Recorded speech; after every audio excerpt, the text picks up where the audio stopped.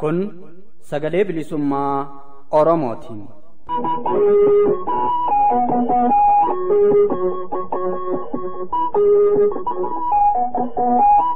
Sagaleen bilisummaa Oromoo guyyoota kibxataa jimaataa fi sanbata ganama sa'aatii 6:00 hanga sa'aatii 7:00 galgala ammoo sa'aatii 6 hanga sa'aatii 6:30 akkasumas guyyaa roobii ganama sa'aatii 7:00 hanga sa'aatii 8:00 galgala ammoo sa'aatii 7 hanga sa'aatii 7:30 dambalii gabaabaa kiilooheerzii 7,175 irratti yookiin dambalii giddu galeessaa kiilooheerzii 837 irratti akkasumas dambalii gabaabaa meetir baandii 25 kiilooheerzii 11,810 irratti jimaataa fi dilbata galgala sa'aatii 8 hanga sa'aatii 8:30 afaan Oromootiin roobii ammoo galgala sa'aatii 8 hanga sa'aatii 9tti afaan Oromoo fi afaan Amaaraan wal duraa duubaan qophiilee dabarsuuf amma jalqabama.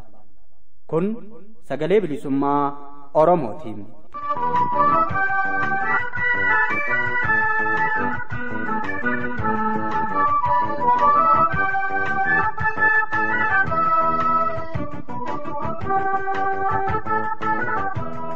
Har'a guyyaan eebila 13 bara 2018 akkam jirtu dhaggeeffattoota keenya kabajamoof jaallatamoo nagaan keenya kabajaaf ulfinaa sagalee bilisummaa Oromoo sagantaa afaan Oromoorraa bakka jirtan maratti sinaa dhaqqabu. Baatiin eebilaa ji'a seenaa qabsoo bilisummaa Oromoo keessatti bakka olaanaa qabudha. Oromiyaan erga gabrummaa jalatti kuftee kaasee haga har'aatti ilmaan Oromoo kumaakitillee qabsoo bilisummaa Oromoof jecha lubbuu isaanii baddaa fi gammoojjii keessatti kabajamuu mirga saba isaaniif jecha wareegamaniiru. Wareegama jaallan lubbuu isaanii jijjiirraa hin qabne saba isaaniif baasan kanatti kabajaa fi ulfina horuuf akkasumas akeeka isaan irratti wareegaman kana galiin gahuuf eebilli 15 guyyaan gootota Oromoo ilmaan Oromoo biratti yaadatamee oola. Eebilli 15 guyyaan gootota Oromoo kan barkanaas dilbata dhufu bakka ilmaan Oromoo jiran maratti yaadatamee oola. Addi bilisummaa Oromoos guyyuma kana ilaalchisuudhaan ibsa baasee jira. Ibsa adda bilisummaa Oromoo irraa laatame kana akka oduun xumurameen isiniif dhiyeessina. Gara xumura qophii keenyaa irratti ammoo manni maree mootummaa Ameerikaa kabajamuu mirgoota namoomaa fi bulchiinsa hunda hammate Itiyoophiyaa keessaa dhugoomsuu kan ilaallatu irratti jidduu kana wixinee seeraa HR 128 jedhamu sagalee guutuudhaan raggaasisuun ni beekama. Dhimmuma kanarratti warreen wixinee kana milkeessuuf hojjetaa bahan keessaa tokko kan ta'an miseensa gumii sabaa adda bilisummaa Oromoo fi ogeessa seeraa Jaal Mahbuub Abbawaajii waliin gaaffiif deebii taasifneerra. Hundumaa hanga xumura qophii keenya nu faana bu'uudhaan akka nu hordoftan isin affeera amma gara jaala oduu dubbisuuttan isin ceesisam.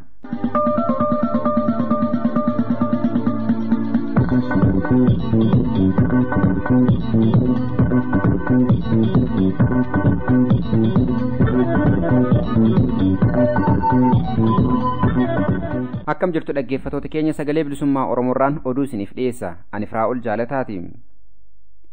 Waraanni wayyaanee magaalaa Dambidolloo buufatee jiru konkolaataa uummataa dirqisiisee osoo gara Gaambeellaa deemuu garagaluun loltoonni konkolaaticharra turan dhumatan. Maddeen oduu Dambidolloorraa akka gabaasanitti waraanni goolessituu TPLF wayyaanee godina Qellem Wallaggaa Dambidolloo keessa buufatee jiru tibbana konkolaataa uummataa FSR jedhamu tokko dirqisiisee osoo Dambidolloodhaa gara Gaambeellaa deemuu ona Anfilloo bakka Dalloo jedhamtu kan Dambidolloo fi magaalaa Ashii jidduutti argamtutti garagalee waraanni diinaa konkolaataa kanarra ture dhumatee jira. Reeffi loltoota mootummaa wayyaanee ambulaansii lamaan gara Gaambeellaatti akka geeffames baruun danda'amee jira. Bakki kun naannoo yeroo dabre waraanni bilisummaa Oromoo waraana wayyaanee irratti tarkaanfii fudhatee ooraalii tokko barbadeesse ta'uunis beekamaadha. Sabboontonni Oromoo fi miseensonni adda bilisummaa Oromoo biyya keessaa dhuunfaa fi maadheedhaan ijaaramanii jiran waraana bilisummaa Oromoo daran jabeessuuf tumsa godhan itti fufuun tibbanis gumaacha mul'ataa taasisanii jiru. Miseensonni adda bilisummaa Oromoo fi sabboontonni Oromoo maadheen ijaaramanii fi dhuunfaadhaan godina lixa Wallaggaa, Qellem Wallaggaa, lixa Arsii, godina Booranaa fi godina addaa naannoo Finfinneetti argaman waboo jabeessuuf qarshii 34,800 boombilee harkaa 7 fi rasaasota garaagaraa waraana bilisummaa Oromootiif arjooman.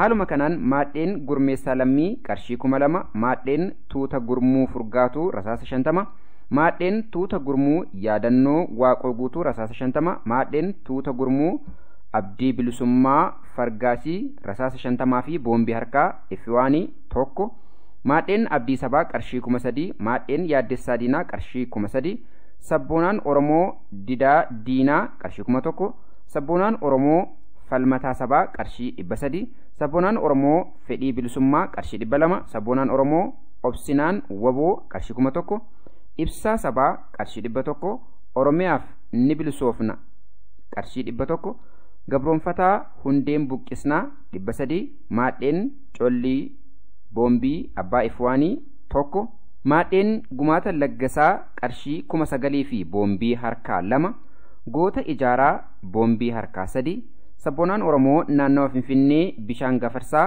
qarshii 2,000, godina Booranaatti sabboontonni maadhee seenaa ardaa jalatti gurmaa'an qarshii 8,800, godina Arsii Lixaa magaalaa Shaashamanneetti kan argaman sabboonaan Oromoo maqaa walaktuu sabaan qarshii 4,000 waraana bilisummaa Oromootiif gumaachanii jiru.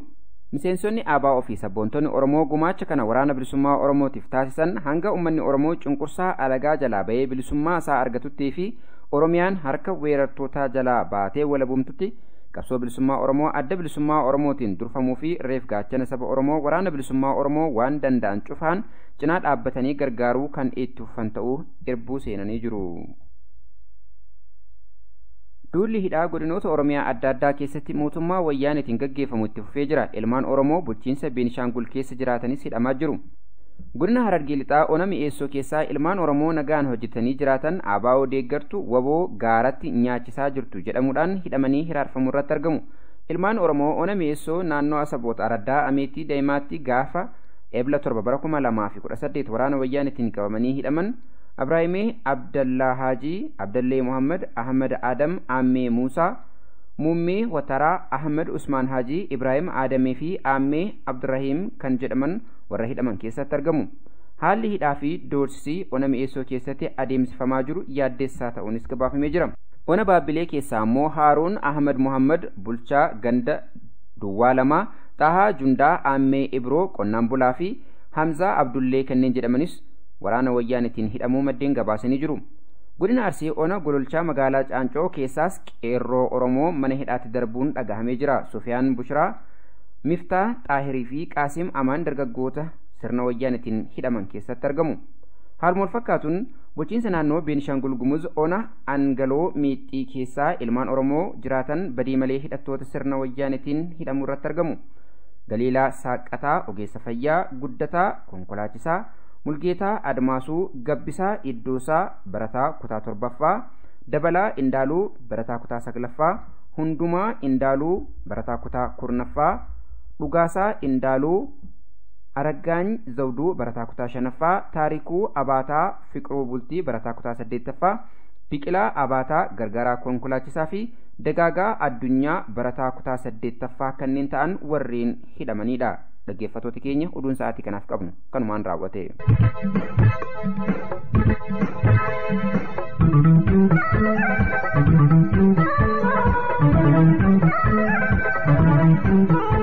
Dhaggeeffattoota keenya kabajamoof jaallatamoo kan caqasaa jirtan kun sagalee bilisummaa Oromoo sagantaa afaan Oromoorraa isiniif tamsa'aa jirudha. Qophiin keenya oduu isin dhaggeessisuudhaan jalqabe ammallee akkuma itti fufetti jira. Kanatti aansee guyyaa gootota wareegamtoota Oromoo kan bara 2018 ilaalchisuudhaan addi bilisummaa Oromoo ibsa baase isiniif dhiyeessina. Nu hordofaa.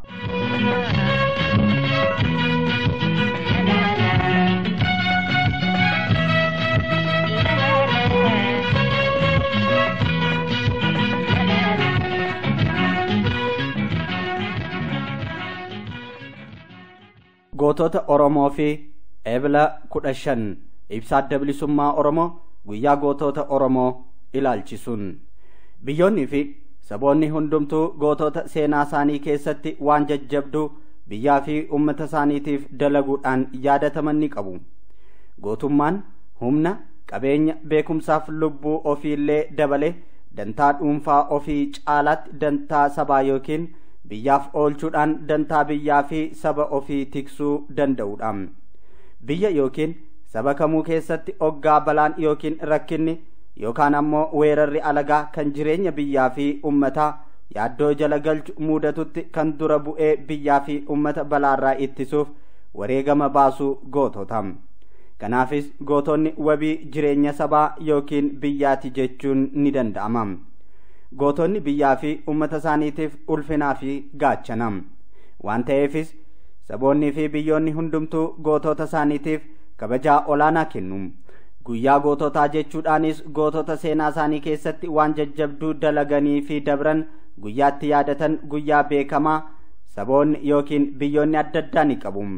Seenaa uummata keenyaa keessattis sabichi biyya ofii irratti bilisummaa fi walabummaan isaa tikfamee nagaa badhaadhinaa fi kabajaadhaan akka jiraatuuf weerara alagaarraa ittisuuf gootota dura bu'anii lubbuu ofii wareegamaaf dabarsanii kennaa turan Oromoon kumaa kitilaan qaba. Isachi fagoo dhiisnee kan as dhiyoorraa yoo eegalle walakkeessa jaarraa 19ffaa yeroo duulli Atsee Teediroos karaa kaabaa Oromoo irratti banamee kaasee hanga gaafa Oromoon gargaarsa warra Awurooppaa fi caalmaa meeshaa waraana ammayyaatiin injifatame sirna bittaa alagaa jalatti kufuu mudatutti Oromoonni bilisummaa fi walabummaa isaanii tikfachuuf gootummaadhaan weerara alagaa dura dhaabbatanii dhuman kumootaan osoo hin taane miliyoonotaan kan lakkaa'aman ta'uu seenaan ragaa ba'a. Erga sirna bittaa yookiin kolonii alagaa jalatti kufees uummanni keenya jireenya gabrummaa amanfatee fi tole jedhee rafee hin bulle. Yeroo fi bakkoota garaa garaatti haala isaaf mijate hundatti dhimma ba'ee waan danda'uun alagaa biyya isaa humnaan weeraree qabate ofirraa kaasuuf yaalii addaan hin citin gochaa ture. Yaalii bifa kanaan yeroo fi iddoo adda addaatti gootonni Oromoo sirna bittaa alagaa mormuudhaan gochaa turan keessaan kan Raayyaa, Daawwee fi Baalee akkasumas sochii waldaa Maccaaf Tuulamaa akka ragaatti kaasuun ni danda'ama. Sochii uummanni Oromoo bilisummaa fi walabummaa isaa deebisee goonfachuuf bifa adda addaatiin gaggeessaa ture keessaa kan dhalate addi bilisummaa Oromoo erga bu'uureeffamees sabboontonni, hayyoonnii fi gootonni ilmaan Oromoo kutatoon addicha jalatti hiriiruudhaan bilisummaa Oromoo fi walabummaa Oromiyaa mirkaneessuuf wareegama ulfaataa baasaa yoo nagahan. Uummanni Oromoo wareegama gootonni ilmaan isaa bilisummaaf baasan kana akka sabaatti beekee fi ulfina maluu kennee fi bara baraan akka yaadatuuf bara 1984tti addi bilisummaa Oromoo ebla 15 guyyaa gootota yookiin wareegamtoota Oromoo jechuudhaan moggaasee labse. Yeroo sanarraa eegalee guyyaan ebla 15 guyyaa gootota Oromoo ta'uudhaan waggaa waggaadhaan miseensota fi deeggartoota addichaatiin yaadatamee fi kabajamee ooluu jalqabe. Suuta suutaanis kan uummata Oromoo hundaa ta'e. Ebli 15 akka guyyaa gootota Oromoo ta'uu kan filatameef sababa quubsaa fi seena qabeessa qaba. Ebla 15 bara 1980tti gootonni ilmaan Oromoo kanneen adda bilisummaa Oromoo bu'uureessuu fi hoogganuu akkasumas dirree qabsoo hidhannoo saaquu fi waraana bilisummaa Oromoo gadhaabuu keessatti qooda olaanaa qabaachaa turan hayyuu duree fi itti aanaa isaa dabalatee fi qondaalonni waraanaa fi dabballoonni gameeyyiin kan keessatti argaman namoonni 10 dirqama qabsoo olaanaadhaaf osoo amnarra jiranii bakka fi yeroo tokkichatti walfaana wareegamanii boolla tokkotti awwaalaman. Kunis kan ta'e gootawwan sun balaa ulfaataaf suukkanneessaan kan tokkummaa saba Oromoo qormaata hamaa keessa galchuu danda'u hoggaasaan mudateetti tokkummaa Oromummaa filachuudhaan addaan ba'uu didanii waliin walirratti dhumuu filachuu isaaniitiin. Akka kanaanis naannoo dhalootaa gosaa fi amantii caalaa kan walitti nu qabu tokkummaa Oromummaa keenya ta'uu dhaloota hegereef barnoota baraa kennanii siidaa tokkummaa keenyaa dhiigaa fi lafee isaaniitiin gadhaabanii ofii dabran. Kunis kan ta'e lafa har'a bulchiinsa naannoo Somaalee jedhamu keessatti kan argamtu iddoo Shinniga jedhamtutti. Akka kanaan kan jalqabe seenaan guyyaa gootota Oromoo yeroo ammaa uummata Oromoo hunda biratti biyya keessaa fi biyya alaattis guyyaa Oromoon gootota ilmaansaa bilisummaa fi mirga abbaa biyyummaasaa kabachisiisuuf wareegaman hundumaa itti yaadatee oolu ta'ee jira. Kanaaf guyyaa kana ebla 15 gootota Oromoo kanneen mirga saba Oromoo kabachisiisuuf wareegama adda addaa baasan hundumaa yaadannam. Yaadachuu qofas osoo hin taane akeeka gootawwan keenya wareegamaniif bilisummaa fi mirga abbaa biyyummaa Oromoon Oromiyaa irratti qabaachuu qabu mirkaneessuu galmaan ga'uuf waadaa keenya itti haaromsanna. Har'a guyyaa gootota Oromoo kan bara 2018 Eebila 15 bara 2018 hoggaa kabajannu haala qabsoon bilisummaa Oromoo kan gootonni keenyatti wareegamaa asiin gahanii fi har'as itti wareegamaa jiran har'a keessa jiru wal qabsiifne wanneen armaan gadii wal qaabachiisuun barbaachisaa ta'a. Har'a waa'een gaaffii saba Oromoo yookiin qabsoo bilisummaa Oromoo hawaasa addunyaa biratti ifatti dhageettii horachuu eegalee jira. Gaaffiin uummanni Oromoo sirna bittoota Itoophiyaa irraa qabu alagaa biratti ifa ta'ee jira. Oromoon bahaa dhihatti kaabaa kibbatti kan alaa fi biyya keessaa wal dhaga'ee fi wal quba qabaatee tokkummaadhaan gaaffii bilisummaa dhawwaaquutti jira. Keessattuu sochiin qeerroo bilisummaa Oromoo sadarkaa qabsoo bilisummaa Oromoo fi guutuu impaayerettii bira taree uummattoota cunqurfamoo addunyaa biroofillee fakkii ta'uu eegalee jira. Akkanaanis farra dimookiraasii fi farra bilisummaa uummattootaa kan ta'e hundeen sirna cunqursaa impaayera Itoophiyaa raafamee kufuutti jira. Qabsoon bilisummaa Oromoo sadarkaa har'a dhaqqabe kana ga'uu kan danda'e dhiigni gootota keenya baroota dheeraaf itti dhangalee lafeen isaanii itti caccabee lubbuun jijjiirraan qabne kumaa kitilaan itti wareegameeti. Haa ta'u malee qabsoon kunis ta'e wareegamni qabsichaaf baafamu har'as akkuma itti fufetti jira. Qabsoo sadarkaa xumuraarra ga'e kana murannoo fi dammaqiinsa olaanaadhaan daran finiinsanii galii isaatiin ga'uudhaan wareegama gootota keenyaatti firii gochuu fi gumaa isaanii bilisummaadhaan baasuun dirqama sabboontootaa fi qabsaa'ota ilmaan Oromoo hundaa ta'uu jabeessinee ofirratti beekuu barbaachisa. Kanaafis jijjiirama kijibaaf fakkeessaa kan har'aan tana mootummaan Itoophiyaa kan EPRDF'n hoogganamu ittiin ummata keenya gowwomsuu barbaaduu fi olola maqaa Itoophiyummaa jedhuun akeekaa fi kaayyoo qabsoo bilisummaa Oromoo kan haqaa busheessuu fi gara dabarsuuf bal'inaan oofamu dammaqiinsa cimaadhaan irratti qabsoofne irra aanuu danda'uun wareegama gootota keenyaatti firii gochuuf dhimma murteessaadha. Waan hundaan olitti kanneen gaaffii haqaa sabni Oromoo bilisummaa isaatiif kaasee baroota dheeraaf wareegama ulfaataa itti baasaa jiru kana afaaniin sirriidha jechaa fi Oromoodhaaf waan yaadan of fakkeessaa hojiidhaan garuu qabsoo Oromoo galii isaa hanqisuuf yookaan galii isaa irraa maqsuuf diina wajjin qabsoo bilisummaa Oromoo irratti shira xaxan itti dammaqanii akeeka cubbamaa isaanii kana harkatti doomsuun dirqama yeroon gaafatudha. Uummanni Oromoo walii galatti fi qeerroon bilisummaa Oromoo addatti namootaa fi murnoota qaama qabsoo fi qaama qeerroo bilisummaa Oromoo fakkaatanii qeerroo dhabamsiisuuf hojjetan itti dammaquudhaan qulqullina fi itita mooraa qabsoo bilisummaa cimsuun haalaan barbaachisaadha. Maayyii irratti kaayyoo fi akeekni qabsoo gootawwan keenya wareegamaniif uummanni Oromoo bilisummaa fi walabummaa akka sabaatti qabaachuun isaaf malee qabsoo isaatiin akka goonfatuufi. Sabni keenya mirga sabummaa isaa olaanaa kana yoo harkatti galfate malee hacuuccaa fi rakkina siyaasaa dinagdeef hawaasummaa jaarraa tokkoo fi walakkaaf irratti fe'amee jiru kana jalaa ba'uuf wabiin qabaatu. Waan ta'eef ilmaan Oromoo gaaffii haqaa saba Oromoo kan bilisummaa fi mirga abbaa biyyummaatti amanan hundi galma gahiinsa qabsoo bilisummaa Oromoo dhugoomsine wareegama gootota keenyaatti firii gochuudhaan gumaa isaanii bilisummaadhaan baasuuf bakka jirru hundaa qabsoo haa finiinsuun dhaamsa adda bilisummaa Oromootiin. Injifannoo uummata Oromoof adda bilisummaa Oromoo Eebila 13 bara 2018.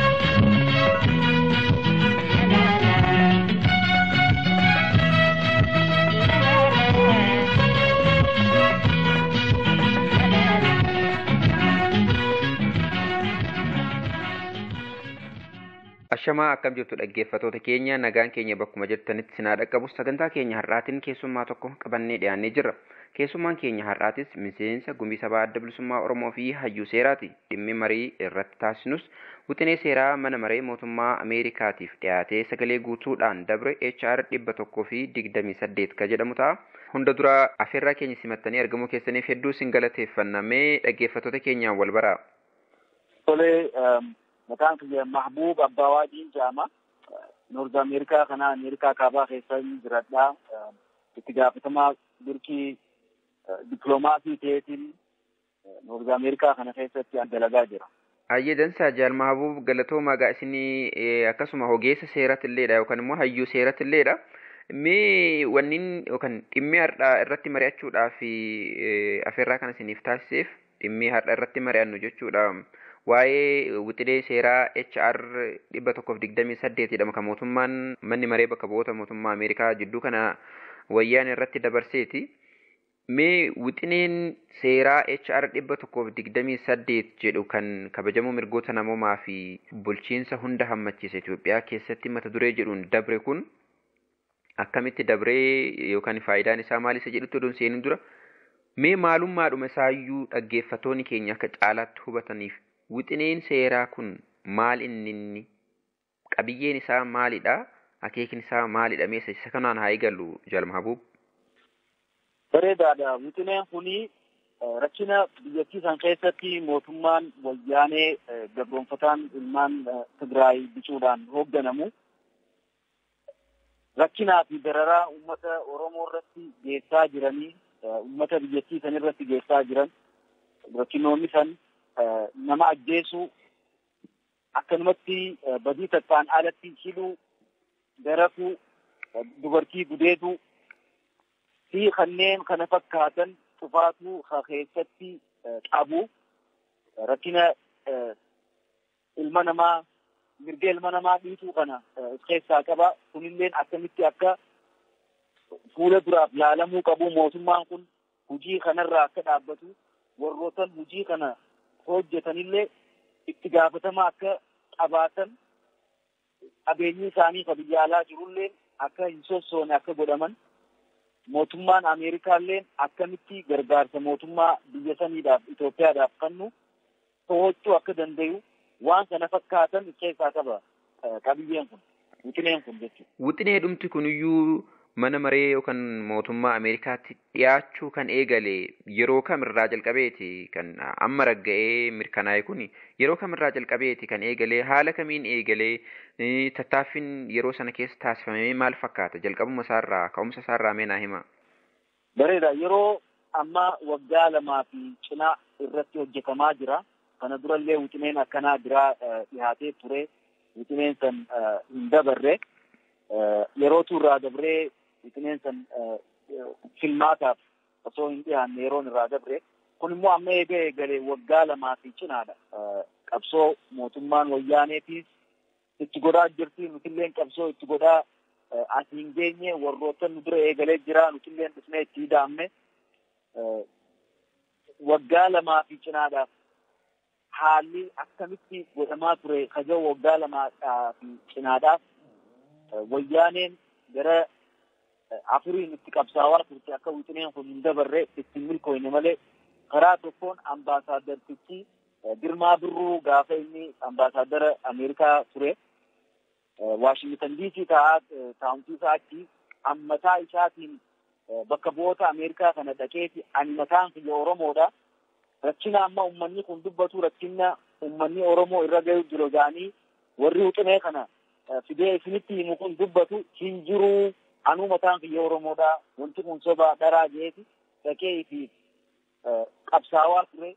Karaan lammeessaan immoo daleeysuu isaa istaafa isaa ergeeti akka bakka bu'oota Ameerikaa kana qunnamanii wanti kun kijibaa rakkinni isaan jedhan kun kijibaa hin jiru jechuudhaan karaa isaaniitiin illee qabsaa'u ture.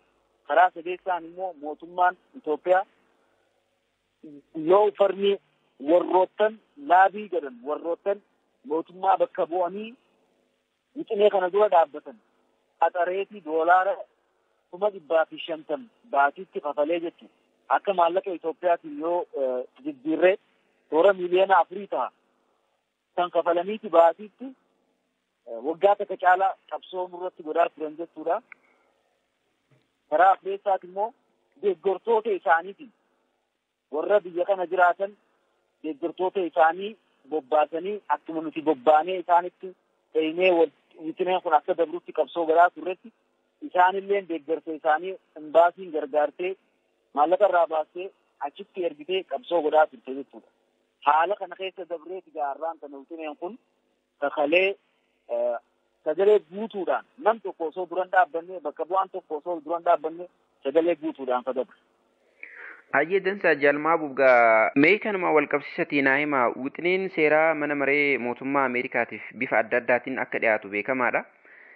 Inni amma ragga'e HR 128 jedhamu kun akkamitti kan inni dhiyeeffame tattaaffiin gama saboota cunqurfamoo yookaan dhalattoota uummattoota cunqurfamoo impaayera Itoophiyaa keessa jiraniitiin taasifame hoo maal fakkaata? Qondaalonni mootummaa Ameerikaatii fi qaamonni adda addaa kana keessaa qooda qaban hoo mee kana nu ibsaa? Bareeda wixineen akkanaa sadii jira. Resolution joint resolution kajaamu jira. Joint resolution kuni mootummaadhaan yeroo dabree bakka bu'oonni yeroo dabarsan pirezidaantiin irratti mallatteessuu qaba. Concurrent resolution kajaamu jira. Concurrent resolution kun immoo senaatorotaa fi bakka bu'oota House of Representatives isaan walii galtee tokkoon bakka lachuu mana lachuutti dabruu qaba. Kasadeeffaa immoo akka amma keenyaa kana simple resolution kajaamu. Jarri kun sadeenuu bakka bu'aan tokko introduce godhuu qaba. Barsiisuu qaba jechuudha dhaqee. Keenya amma wixinee kana fuudhee bakka bu'oota uummata Ameerikaa tageessee introduce godhee takka ammoo beeksisee Chris Smith jedhama. Itti aanee hedduu kan irratti nu gargaare Mike Kaufman jedhama. Jarri lameen kun warroottan bakka bu'oota Ameerikaa ta'anii yeroo dheeraa House of Representatives keessa dalagaa jirani. Mararfannoo qabsoo ilmaan Oromoo godhu jirtu mirga isaatiif itti dhaga'ama ni hubatanii yeroo adda addaa rakkina kana ambaasaadarootaaf garsiisuudhaaf yaalii godhanii warri ambaasaadaronni isaanuma kanaa'uu deebisanii jechuun jenne isaan hin taane isaanii jechuu fakkeenyaaf amma Mike Kaufman waraqaa barreesseetii ambaasaadar Birruutti Birmaa Birruudhaan rakkinoota biyya keessa deemaa jiran kana ibsaan barbaadaa jee gaafatee ni ture. Inni jecha hamaa akka isaaf deebisee irraa hubadhee nutilleen dhageenye waraqaa inni deebisee san harkuu baannullee Mike Kaufman faranjiidha warra biyya kanaati bakka bu'aa biyya kanaati innilleen wanni itti dhageeme eega mootummaan kun anaan akkana ja'anii jecha anaan hin malle naan jechuu ka danda'en ta'e ummata biyyatanii akkam godhaa jiranii yaada ta'u sanirra dhaabbateeti innilleen rakkinni ummata Oromoo fi sabootan biraa biyyatan keessa jiran hubachuudhaan nu gargaare jechuudha. Akkasitti isaaniitu introduce godhee wixineessan. Hayyee dansaagamee amma gara haala kaleessa wayita murtaa'u jiruuttin isin deebisa jaalmaaboo. Mee kaleessa wayita wixineen kun sagalee guutuudhaan ragga'u miirri naannoo sana ture yookaan bakka sana ture maal fakkaatame eenyu faadha kan bakka sanatti argame hawaasa bakka bu'uudhaan jechuun warreen wixinee kana deeggaran bakka bu'uudhaan eenyu faadha warri bakka sanatti argame warreen wixinee sana wayita dabarsan hoo akkaataan sagalee kenniinsaa akkuma amma sagalee guutuu jettan kana miirri isaa maal fakkaata erga murtiin sun dabree booda hoo mee qaaman waan sanarraa qooda fudhataniitu waan ta'eef miira achi jiru mee nu hima. Bareeda eegalirraa jaarmeyoota miti mootummaa warra ta'an guguddootiif qooda irraa fudhatee wanta kana wixinee kana introduce godhuuf dhiheessuudhaaf irratti dalaganii warroottan akka Amnesty International, Human Rights Watch, Oromo Advocacy Alliance, hawaasa community adda addaa ka Oromoos jechuudha.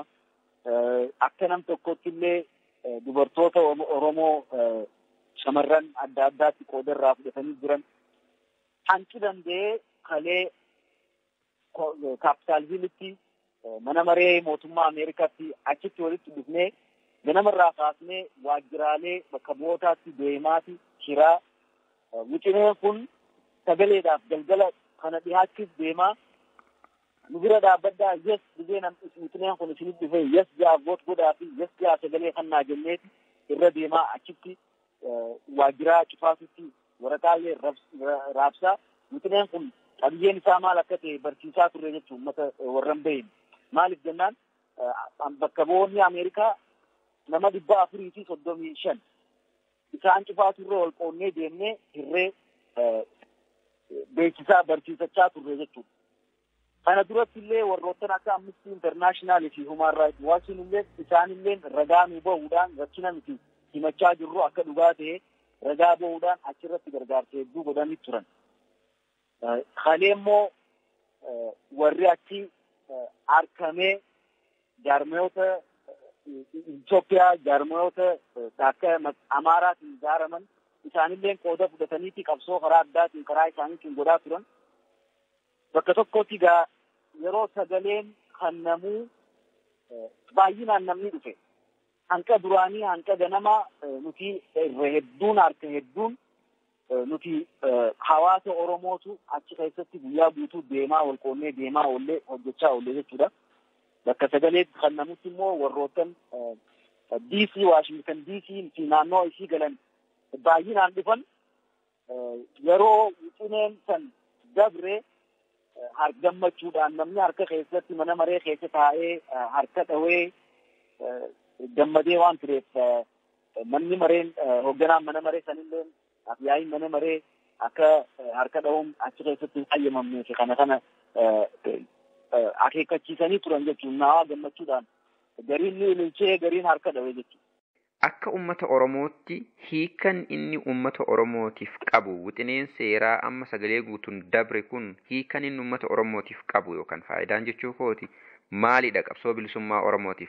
Walumaa galatti impaayera sana keessatti miidhaaf cunqursaa gabroonfattoonni kaleessaa kaasee addatti ammoo gabroonfataan amma aangoorra jiru mootummaan TPLF wayyaaniin uummata Oromoo fi uummatoota biyya sana keessa jiran cunqurfamoo irraan gahaa jiru kanarratti dhiibbaan inni mootummaa sanarratti qabu hoo maalidha? Dhaggeeffattoota keenya kabajamoof jaallatamoo gaaffiif deebiin miseensa gumii sabaa adda bilisummaa Oromoo Jaal Mahbuub Abbaa Waajii waliin taasifne kanumaan hin xumuramne. Deebisa gaaffii irratti dhaabne kanaatiif kan biroo sagantaa keenya itti aanu keessatti qabannee kan dhiyaannu ta'a. Nu hordofuu hin dagatina.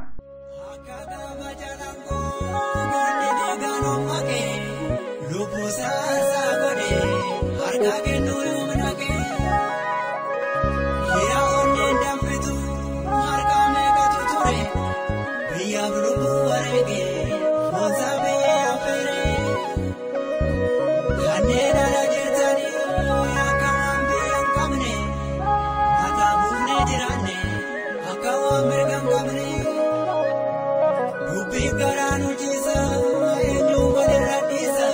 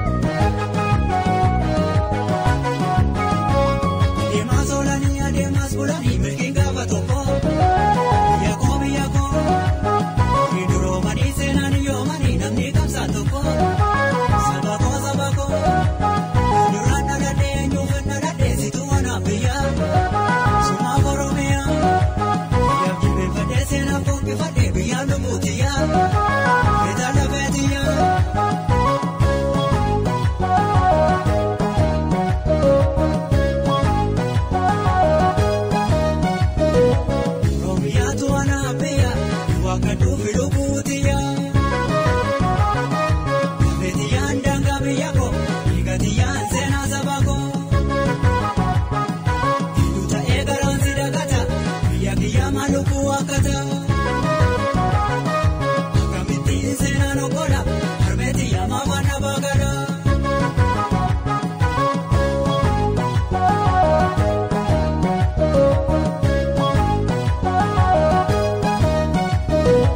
Bila anya jifti hatiko ukata gabifti biyiko. Haroke saya semi dagdi dagai jati kenya gani. Kaniti walwaju gadada kaniti bekam nodada. Amanti nungolu jenani mega sambo toko numani.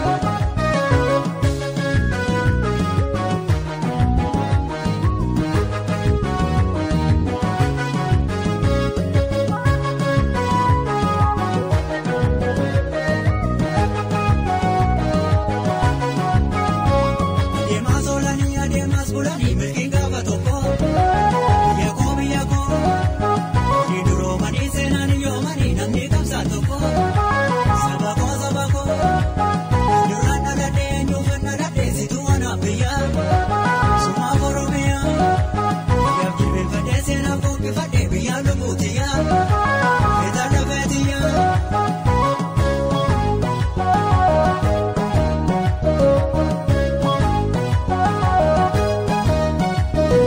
Sirabodane kafiri pura hirura tujari. Hati kenya takiti toko jalada mano samniku. Ifan kamna ganu dubisu sena kamna ganu bochisu. Ifan baneni yalallabe nagahu dinne dadabe.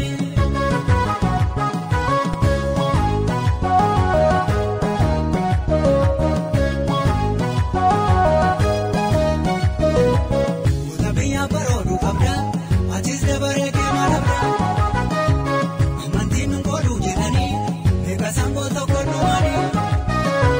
Tukumanga badam bitamu inyumana manergi kamu. Sinanda mahaturi natamu jadi suku konggal jagamu.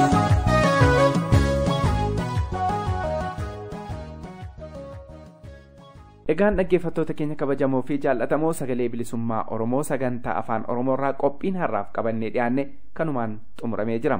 Sagantaa wal fakkaatu birootiin haga walitti deebinutti nagaatti injifannoo uummata Oromoof.